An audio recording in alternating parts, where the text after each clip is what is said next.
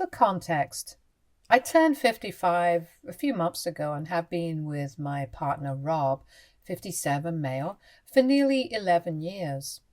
I have two children, my daughter Cindy, 33, female, and my son Jeff, 30, male, from a previous marriage. I haven't contacted them for almost a decade, until recently. I'll get into the details later, but ever since my kids cut me out of their lives, I've been trying to get over it and build a new life with Rob. At times, I felt like I could never be happy again. But after ages, I finally felt like I'd come to terms with everything and was at a place of peace in my life when everything came toppling down because of one person, my ex-husband, Ned. I met Ned, 57, male, way back in the day. Our fathers were colleagues and we'd met each other as kids at office parties and get-togethers. However, we never spoke. He began taking an interest in me when we were teenagers. He'd flirt with me whenever we met and slowly began pursuing me. He'd even visit at school and take me out. I must admit, I did find all this attention very flattering, and I liked the fact that he was trying so hard to get my attention. Initially, everything was great. He was a perfect gentleman and treated me so well. He was one of those manly men who love the idea of providing. He was the one who always initiated dates and planned all activities.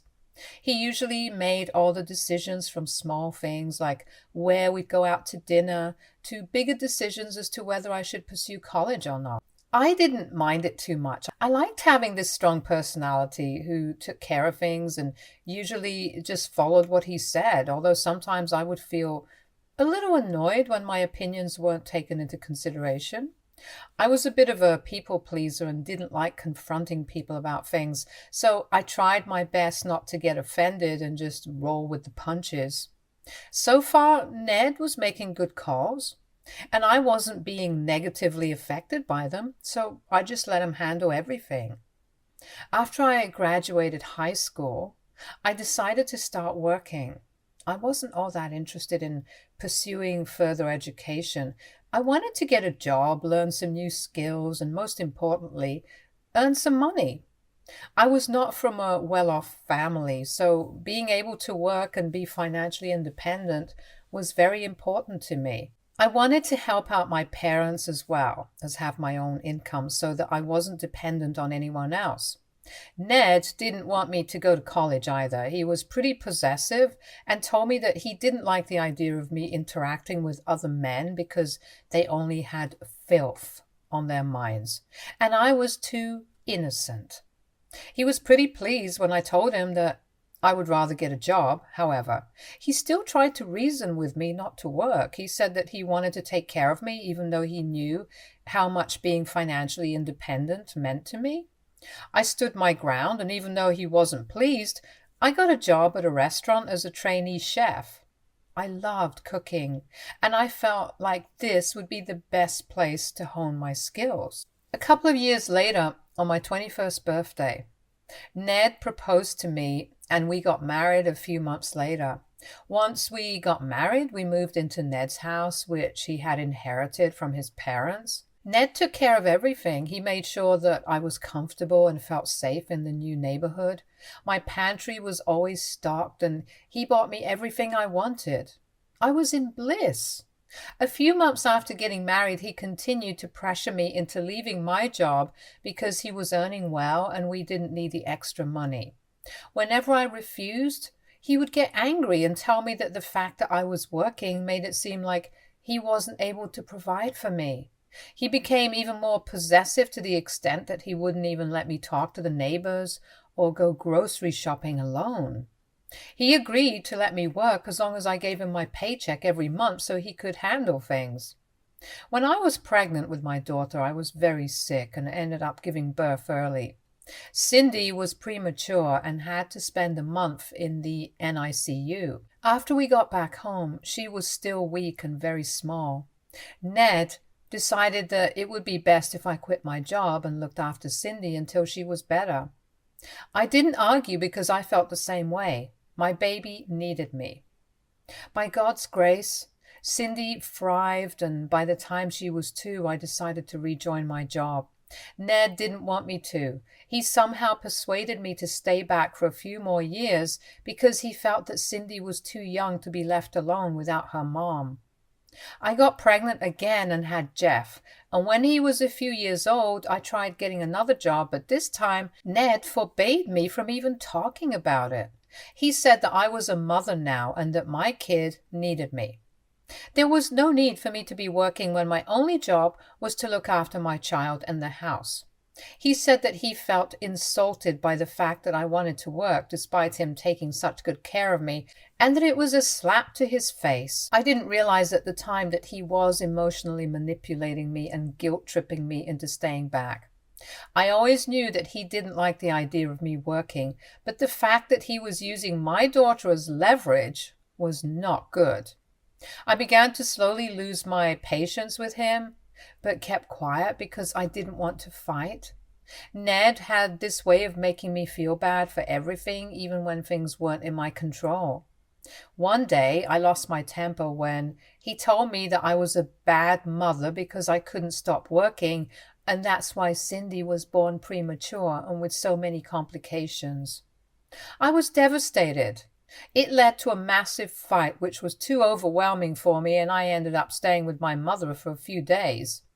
Ned apologized and somehow managed to convince me to come home. That's just how he was.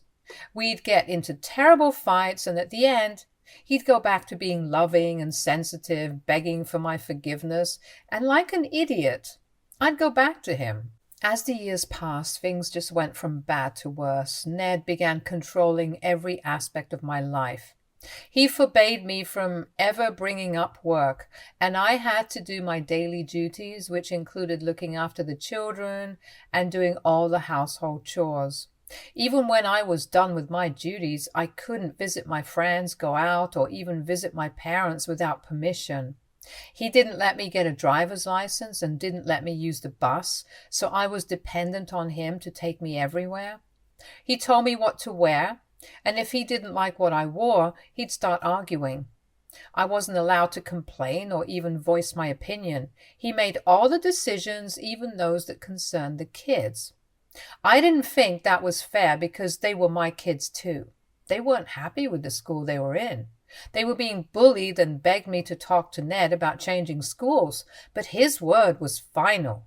He didn't care what anyone else said. As the kids grew, I devoted all my time to them, ensuring that they had everything they needed. They were my main priority. Ned had, in a way, domesticated me. All the curiosity and ambition that I had when I was younger had completely disappeared. I did everything to please him, even if I didn't want him to. And my entire personality had changed. I had become a shell of my former self, kind of like a puppet, dancing to the tune of Ned's demands. He loved how I was, weak, docile, and obedient. He loved showing me off to everyone, saying that I was a perfect wife and boasting about how he was managing everything and providing for his family like a real dependable man. It was as if he had a complex. He felt as if he would be less of a man if I had a say in how things ran. As if my having any sort of opinion affected his dominating masculinity. By the time Cindy was in college, I had had enough. Whatever love I had for this man was long gone, and everything came crashing down one night. I had started making different sauces, tomato, pesto, etc., at home, and whenever people came over, they always complimented my food and asked for the recipe. I was very secretive about it and offered to make it for them instead. A bunch of people told me that I should sell it because it was that good. I didn't think that anybody would buy it, but I soon started getting a few orders from some of our friends. Ned hated this. He said that it was a waste of time and I should stop it because I was embarrassing him. I told him that I had listened to him all my life, but I really felt like my sauce business had potential. A huge fight broke out, and I had an order the next day, and Ned got so mad that he smashed all the jars of sauce on the floor and told me that if I was ever going to disobey him again, I would regret it. This was the last straw. I packed my stuff and left. I was scared for my life. This time I wasn't going to let him sweet-talk me into coming back. I was not going to let him control me anymore. He did everything he could to win me back, even started manipulating me again, saying that he was going to harm himself. But I knew that if I agreed, he could harm me. I made up my mind to divorce him. He was furious and made a huge scene, but I stood my ground. The divorce was a long and ugly process, but after it was finalized, I felt lighter than a feather. The kids were much older now and busy with their own lives, so they didn't ask too many questions about the divorce. I didn't want to ruin their father's image and tell them the truth, so I just told them that we fell out of love. I didn't want them to get involved, and surprisingly, Ned was on the same page as me. After the divorce, I stayed at my parents' house and started working harder than ever. This was the first time in over 20 years that I was finally able to do what I wanted without having to worry about anything else or any restrictions. I went back to work at a restaurant and my sauce business took off. My kids helped me with everything. They made a website where I could sell them, and I did so much advertising for it at their colleges. Soon I was getting orders almost every day and had to work part-time to meet the demand. My parents' garage turned into my manufacturing station, and my entire family got involved in the processing of the sauce. I later started making a profit and was able to rent my own apartment. The business kept growing, and within a couple of years, I had to get a separate go-down to start producing the sauces on a large scale. I hired new employees and was now the owner of a very successful brand, and I loved every minute of it. Ned wasn't happy. Even after separating for more than 2 years, he still kept pestering me to get back with him. He kept promising that he had changed and that he would treat me well, but it was just the same old repeated lies. I realized that he was stopping me from reaching my full potential. Now that I was without him, I was truly happy. I was now a successful entrepreneur. Maybe he was threatened by me all along, and that's why he was suppressing me. It took me a while to get back into dating. I didn't trust people after what happened to me. So I kept to myself most of the time and didn't think that I was going to find love again until I met Rob. It happened very organically. He was one of my customers. He always raved about how much he loved my sauces and ordered them dozens of times. He even helped me get a few bulk orders. We slowly began talking to each other and hanging out, and I didn't think it was anything serious. Love wasn't on my mind at all, but I slowly found myself falling for him. He was the complete opposite of Ned. Instead of shutting down my ideas, he gave me more and encouraged me to branch out and expand my business. He allowed me to express myself and listen to my opinions. He made me feel heard and valued what I said. This was such a refreshing change. He was my friend and a massive support, and over the course of a year, we fell in love. I don't know how else to put it. I loved him, and I felt like he understood me on a different level. I had been so underappreciated my whole life that I didn't know what true love felt like until I met Rob. Even my kids adored him. And that was more than I could ask for. I began moving on with my life. A few months before everything went down the drain, I started noticing that my children were behaving a little oddly. They stopped calling and texting me and seemed very cold and rude. Over the next month, I tried to get in contact with my kids, but there was something wrong. It was as if they were mad at me and didn't want to tell me why. Meanwhile, my business was booming, and I decided to throw a success party for it. I invited all my friends, family, and employees and colleagues. It was a huge deal for me. My kids made excuses, but after a lot of persuasion, I convinced them to come. Rob was on a business trip and couldn't come, so I needed them to be there. The party was amazing. So many people showed up to celebrate with me. This was the first time that I had done something to commemorate my business. If I had been told even 5 years ago that my life would change so drastically for the better, I wouldn't have believed it. In a way, this party was celebrating my freedom and how much I could achieve. My kids still behaved in the same cold manner.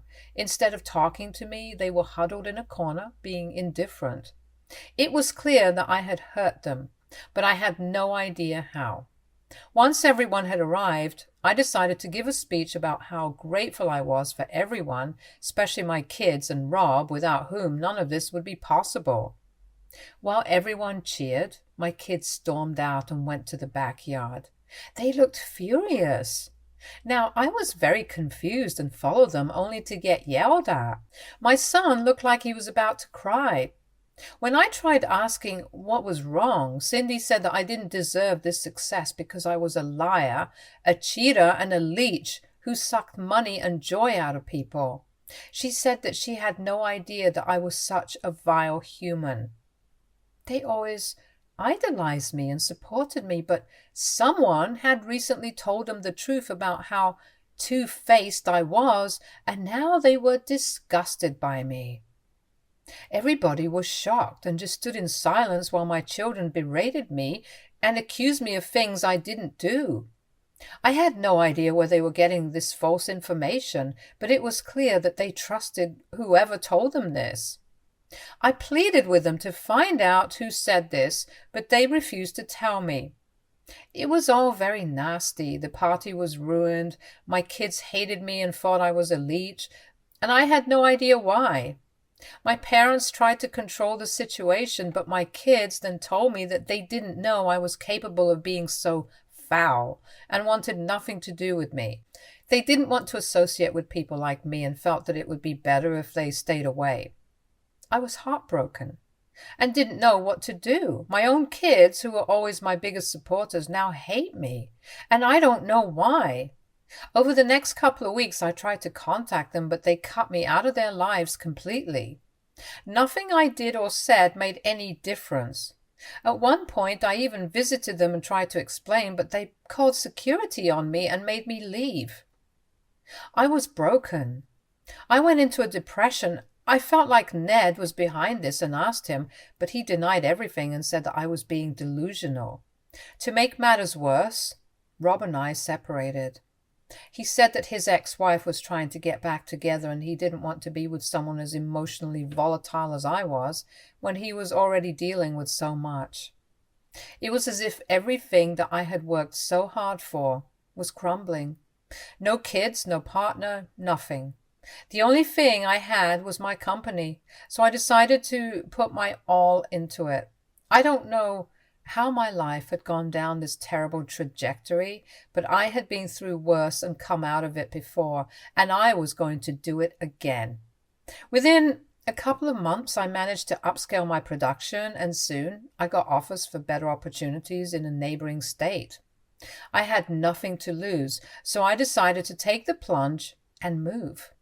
This would be like a new start for me in a new city, and it would also greatly improve my business. With the help of my parents, I moved states and immersed myself in work. For over a year, my kids didn't contact me, but I didn't give up.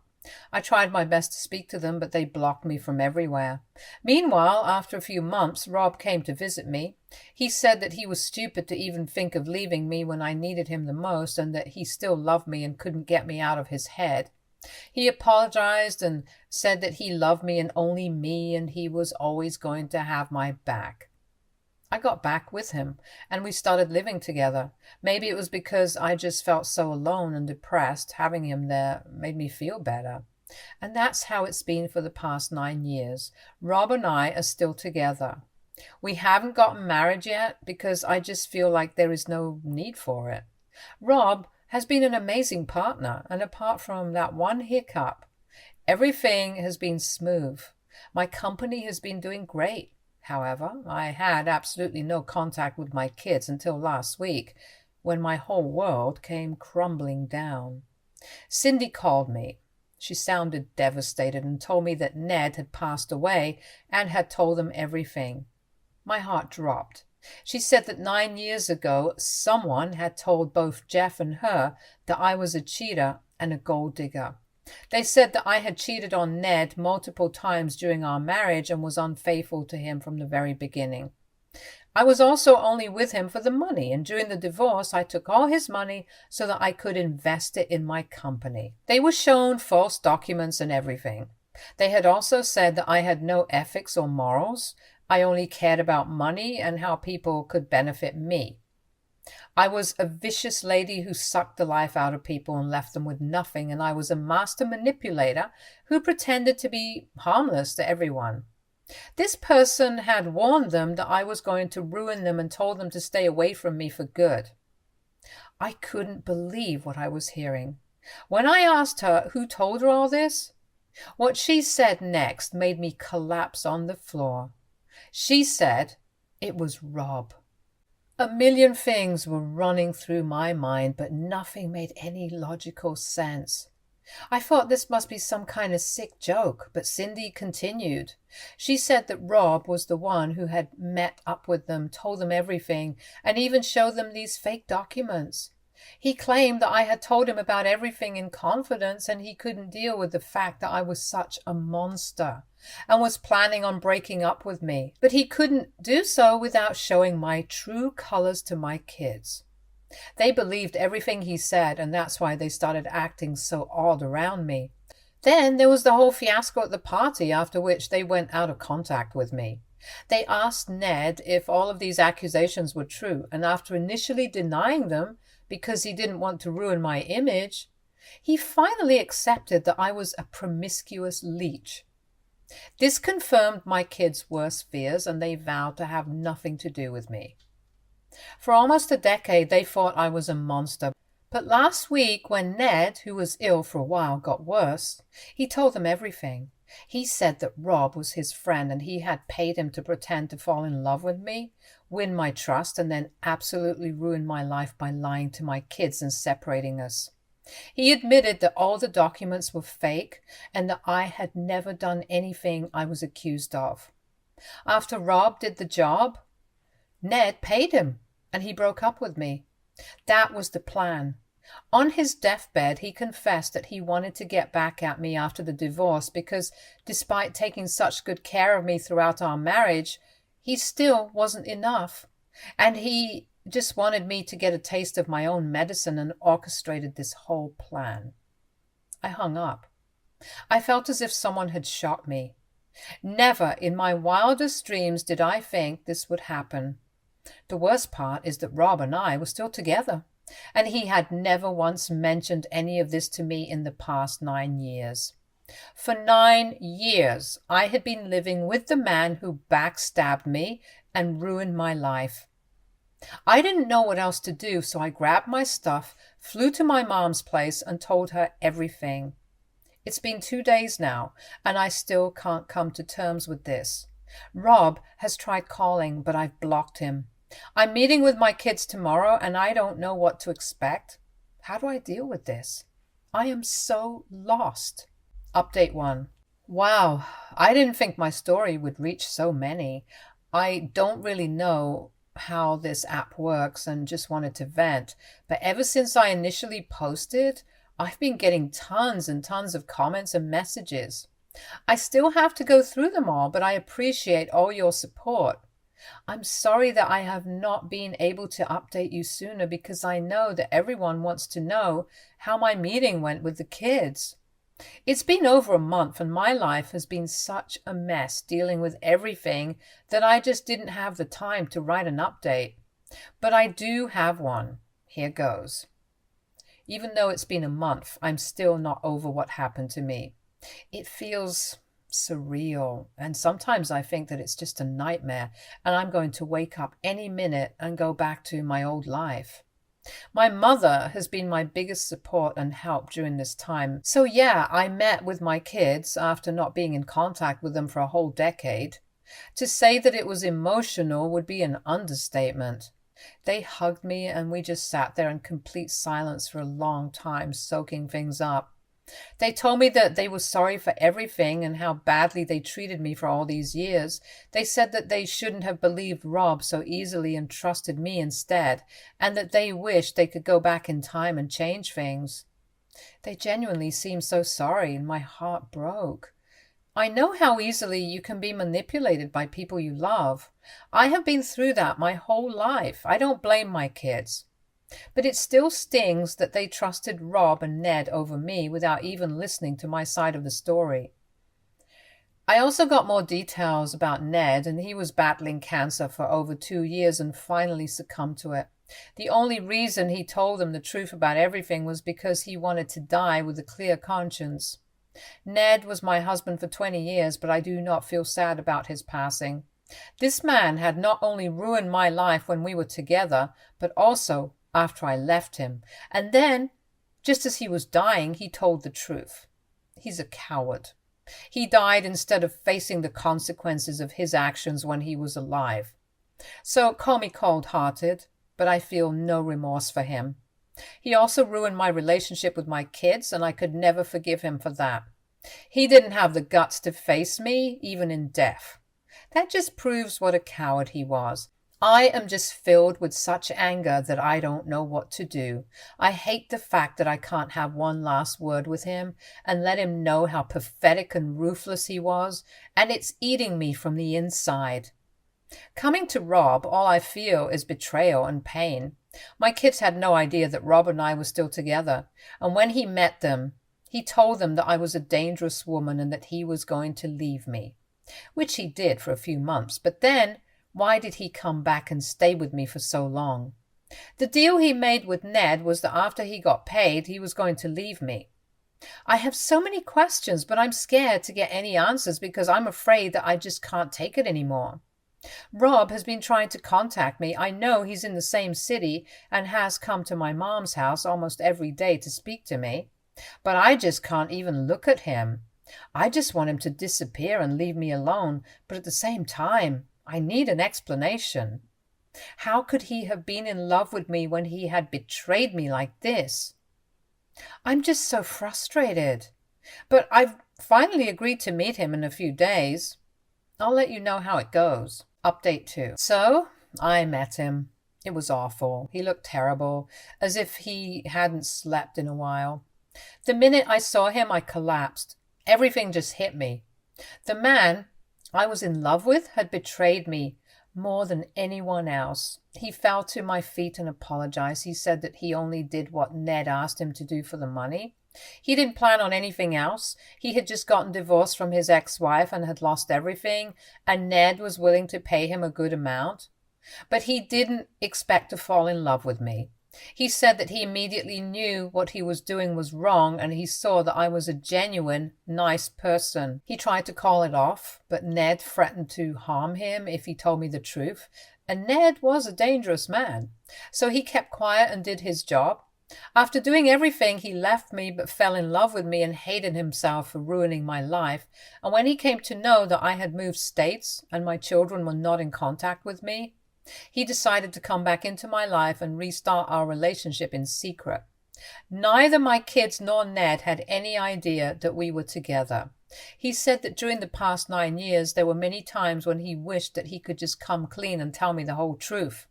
But he knew that I would leave him if he did so.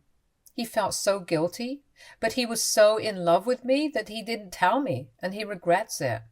He then proceeded to beg me to forgive him and take him back. Now that I knew the truth, he said that we could reconcile and start again on a clean slate.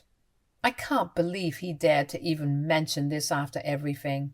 I slammed the door on his face. I don't think I'm ever going to be capable of loving again because whoever I loved ended up hurting and destroying me.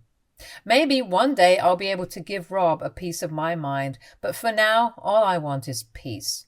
I just want to forget that this ever happened. Life just feels so unfair, and I'm going to therapy, but even that doesn't seem to help. I pray that things get better, but for now, I just feel lost. Update 3. Hey guys, it's been 3 months. Thank you for all your encouraging words. They make me feel better and I do appreciate them. I'm doing as well as I can. Over the past few months, I have just been trying to heal. Rob has tried many times to meet me, but I don't want anything to do with him. I told him that if he tried contacting me again, he'd be getting a restraining order, and that seemed to set him straight. I haven't heard from him in months. I moved back home and got rid of all his stuff, and I'm now primarily focusing on work. It's the one place where I feel like I have some control over my life. The only good thing that has come out of this is that I have reconciled with my kids. It still feels a little awkward, and I know that they feel terrible, but they are trying, and I appreciate it. Also, I'm a grandma. I have 4 little grandkids, and they lighten up my world. They are one of the few sources of joy in my life. The fact that Rob and Ned kept me away from my grandkids for this long makes me hate them even more. Therapy is helping, but I know there is a long road ahead and it isn't going to be easy. I'm going to try my hardest to make the most of this. God has given me a new chance to be there for my family, and I'm not going to waste it. I've decided to take everything one step at a time. Stay tuned for more stories from our girl relationships.